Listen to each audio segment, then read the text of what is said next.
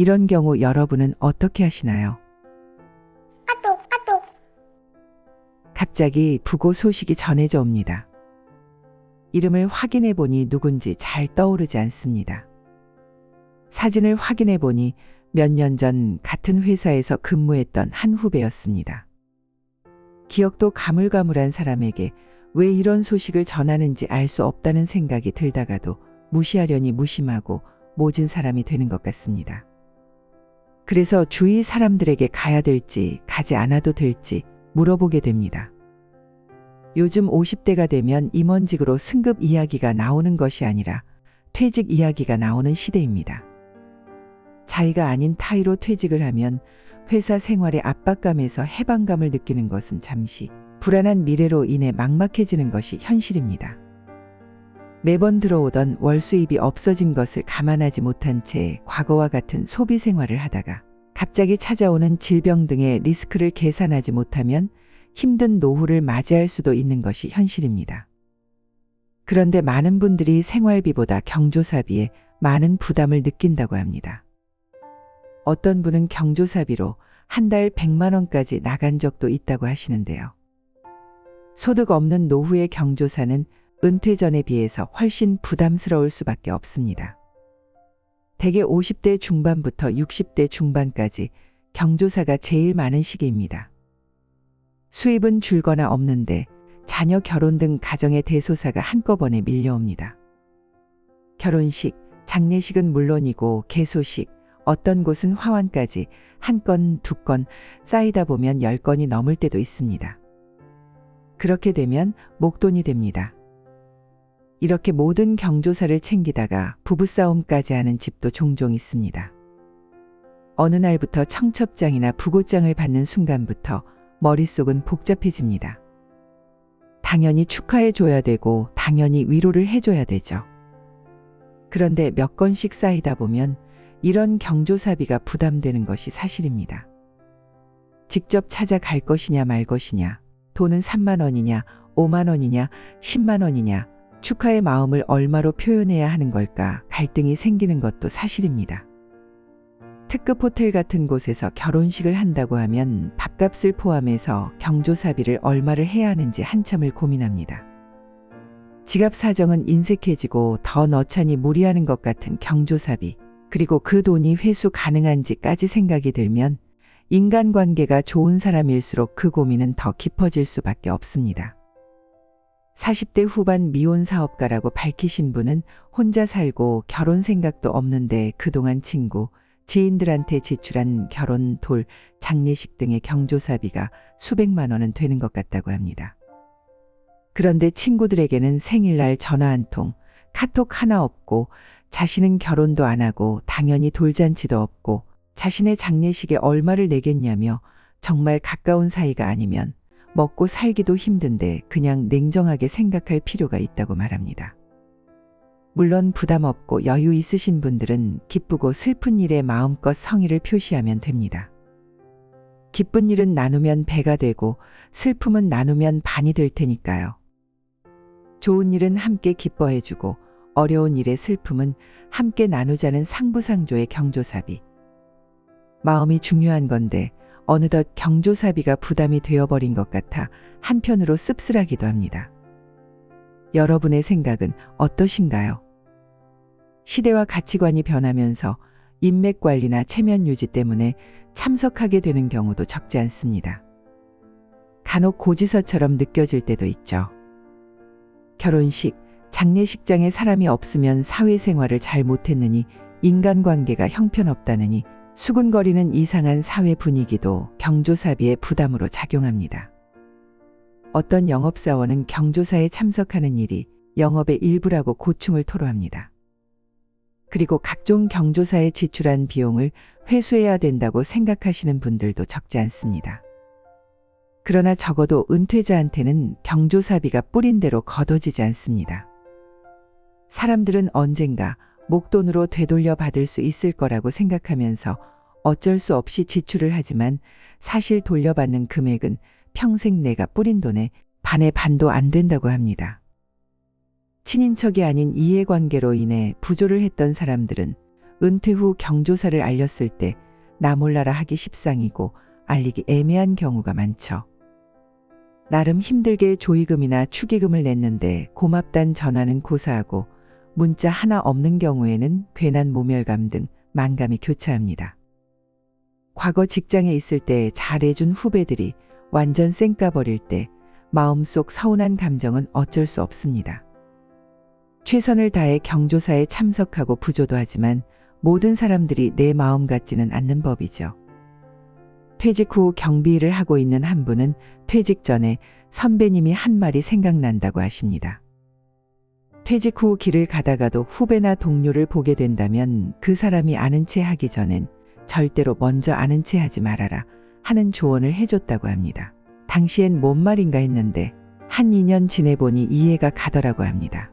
회사에서 있었던 인간관계는 회사를 나오면 끝이고 설령 이어진다 해도 무의미한 것 같다고 토로하십니다.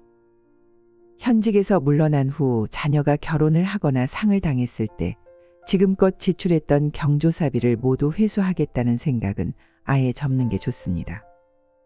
그래서 은퇴 전에 자녀 결혼을 서두르는 분들도 있는 것이죠. 이것이 잘못된 것이 아닙니다. 현실적인 겁니다.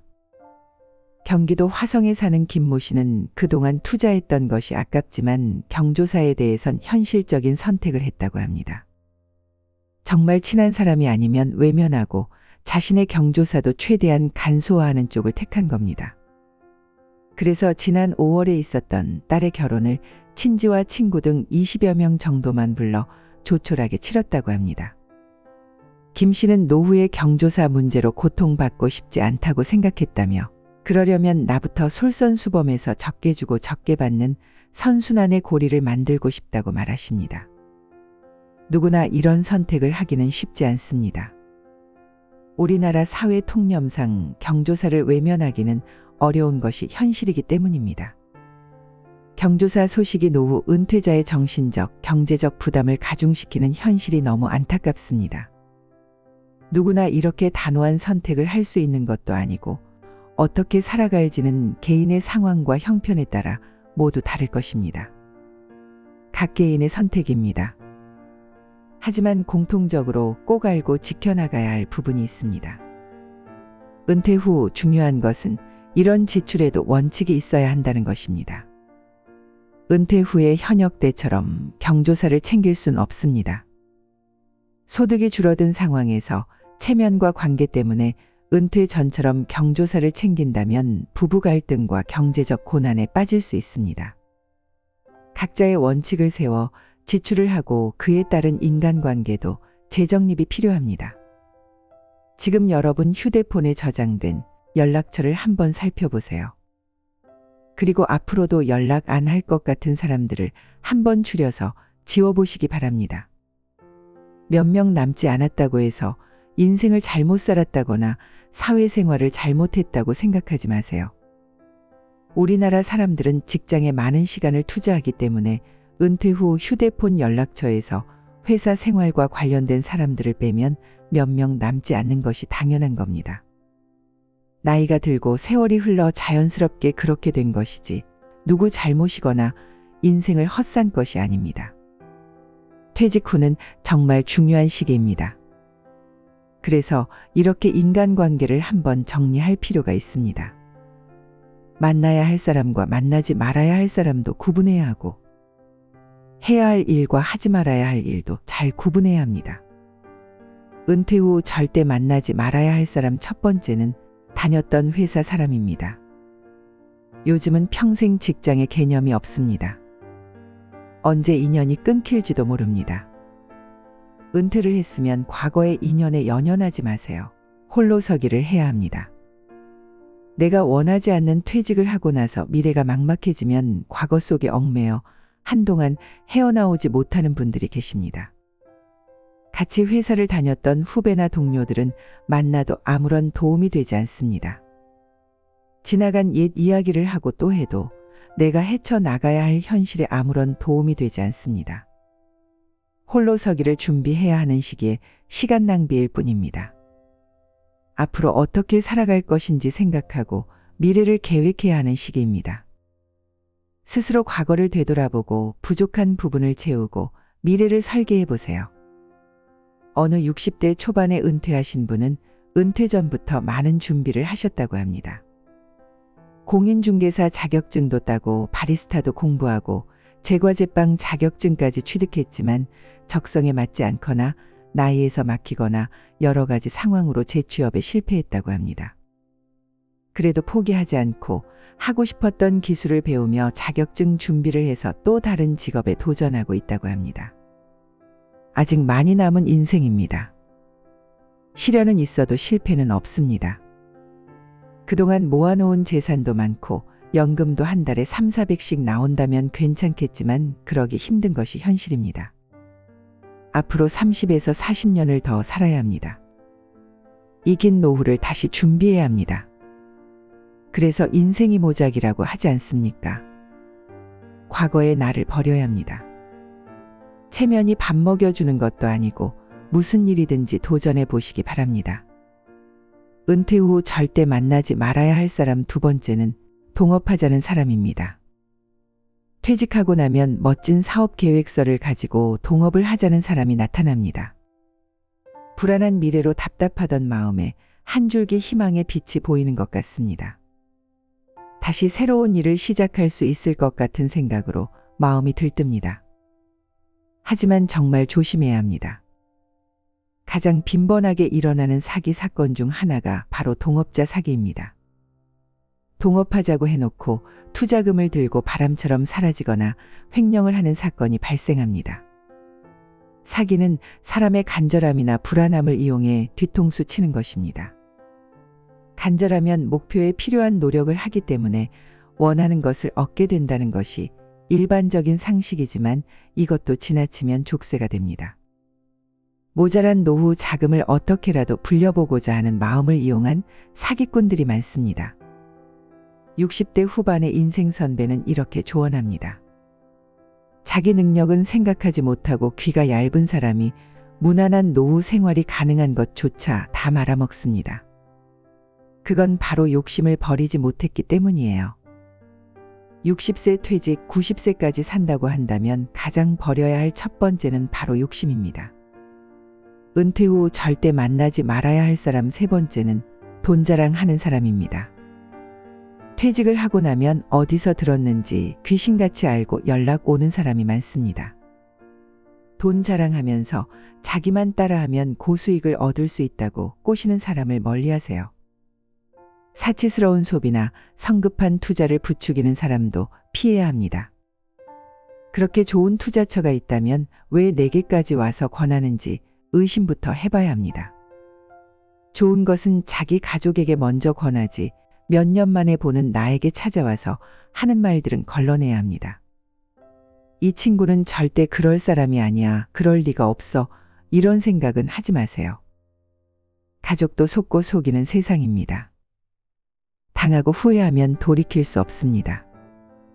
젊은 시절에 사기당하고 투자를 실패했다면 큰 돈 들여 좋은 경험했다고 할 수도 있겠지만 나이 들어서 그런 경험은 삶에 치명적입니다.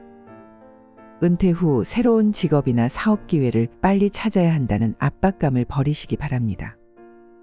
그렇게 하다가 잘 모르는 분야에 자영업으로 뛰어들면 상상하지도 못한 고통을 맛보실 수도 있습니다. 준비 안 된 창업은 폐업하는 그날까지 매일 눈물로 밤을 지새워야 할지 모릅니다. 은퇴 후 자립교육을 도와주시는 한 강사분은 말씀하십니다. 참 재미있는 게 저희한테 교육을 받겠다고 신청하시는 분들이 많으세요. 그중에 은퇴 후 50에서 60대가 가장 많고 요즘은 40대도 많습니다. 그런데 저희한테 찾아오실 때는 이미 상황이 매우 악화된 상태로 찾아오세요. 주식으로, 새로운 사업으로, 잘 모르는 분야의 투자로 퇴직금 다 말아먹고 이혼하고 마지막 희망으로 찾아오십니다. 어떤 분은 연매출 1000억 되는 회사 대표였던 분도 계시고 국세청 5급 공무원도 계시고 대기업 임원을 지낸 분도 계십니다. 자신이 굉장히 똑똑하다고 생각하고 주식해서 서울에 20억대 아파트를 날렸다고 합니다. 그나마 은행에 조금 있던 돈까지 다 날리고 부인과 이혼하고 아이들과 인연 끊고 오시는 분들도 계세요. 그렇게 되기 전에 해드리고 싶은 말이 있습니다. 좀 더 일찍 자신을 내려놓는 걸 배우시라고요. 너무 조급하게 생각하지 말고 천천히 준비해 보시기 바랍니다. 은퇴 자금을 안전하게 지켜야 할 때입니다. 지금까지 나름 열심히 살아왔지만 사실 그동안은 가정 꾸리고 자식들 키우고 집 사고 하느라 정신없이 살아왔습니다. 퇴직 후에는 진정한 나를 위한 시간을 갖고 조급해하거나 불안해하지 마세요. 남은 노년을 어떻게 보내면 진정으로 행복하게 보낼 수 있을지 천천히 생각해 보시기 바랍니다. 못다한 취미 활동을 하거나 사회생활 한다고 해보지 못했던 꿈에 도전해 보면서 약간의 돈이라도 직접 벌 수 있는 일을 찾아 나서는 것이 현명한 생각입니다. 퇴직 후 지금까지와는 다르게 더 나은 노후를 보내기 위해서는 사람도 가려서 만나고 행동도 바뀌어야 합니다. 은퇴 후 인맥이나 체면 유지는 생각하지 않아도 됩니다.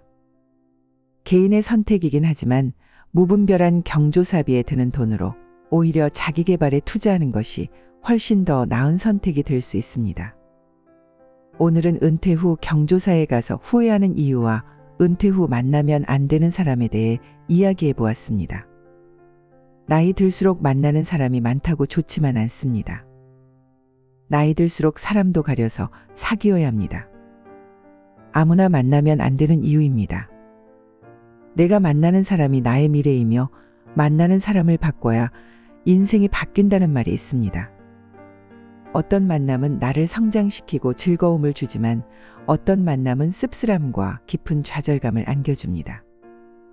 나를 깎아내리고 나를 힘들게 하는 사람들과 빨리 이별하세요. 나와 같은 꿈을 꾸고 나를 응원하는 사람들 속에서 잠재되어 있던 나의 무한한 가치가 발휘됩니다. 내가 만나는 사람이 곧 내 인생일 수 있다는 사실을 잊지 마세요. 오늘 이야기가 도움이 되셨는지 모르겠습니다. 도움되셨다면 소중한 가족과 지인분들에게도 이 영상을 많이 공유해 주세요. 구독과 좋아요도 꼭 부탁드립니다. 끝까지 시청해 주셔서 감사합니다.